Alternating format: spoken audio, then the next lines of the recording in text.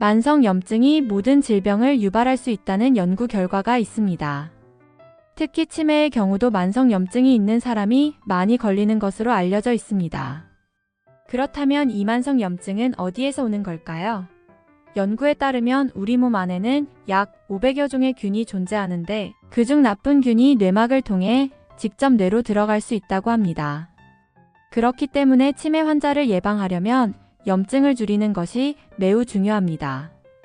안녕하세요. 저는 미국 캘리포니아 대학교 의과대학 교수이자 서울대학교 초청교수로 있는 김희신입니다.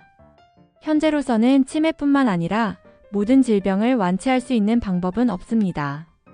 그 이유는 질병의 근본 원인을 아직 완벽하게 알지 못하기 때문입니다. 한국뿐만 아니라 전 세계적으로 치매 환자가 급격히 증가하고 있습니다. 이는 사람들이 오래 살기 때문이며 특히 나이가 들면서 뇌세포가 퇴화하기 때문에 치매는 뇌세포 퇴화의 한 형태라고 볼 수 있습니다. 한국처럼 초고령 사회로 접어들면 65세 이상 인구가 전체 인구의 25%를 차지하게 되는데 이는 4명 중 1명이 치매에 걸릴 가능성이 높다는 것을 의미합니다. 치매에도 여러 종류가 있는데 가장 흔한 것이 바로 알츠하이머병입니다. 미국의 전 대통령이었던 로널드 레이건도 알츠하이머에 걸렸습니다. 그의 아내인 낸시 레이건은 치매를 세상에서 가장 슬픈 병이라고 표현했습니다. 대통령으로서의 기억은 모두 사라졌지만 어린 시절 배우로서 힘들게 지냈던 기억은 남아 있었다고 합니다. 요즘 주변을 보면 치매 환자가 많아지고 있습니다. 예전에는 골프를 즐기던 의사 친구들도 공이 자신의 것인지 남의 것인지 구별하지 못하는 경우가 생깁니다. 이렇게 초기 증상이 나타나면 점점 더 이상한 행동을 하게 되고 결국 심각한 정신병적 증상을 동반하게 됩니다.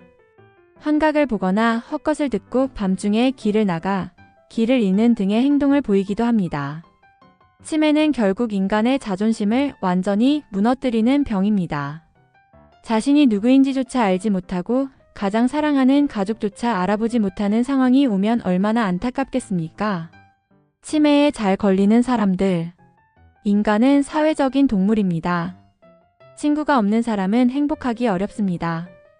특히 8090세가 되어서 혼자 사는 사람들은 더욱 외로움을 느끼고 그 외로움 속에서 치매에 걸릴 가능성이 높아집니다. 대인 관계를 잘 못하는 사람들, 독불장군처럼 혼자 지내는 사람들, 남과 가까이 하지 않는 사람들은 모든 질병에 더 잘 걸릴 뿐만 아니라 치매에도 취약합니다. 만약 자신이 이러한 유형에 해당된다고 생각된다면 적극적으로 취미 활동을 가져야 합니다.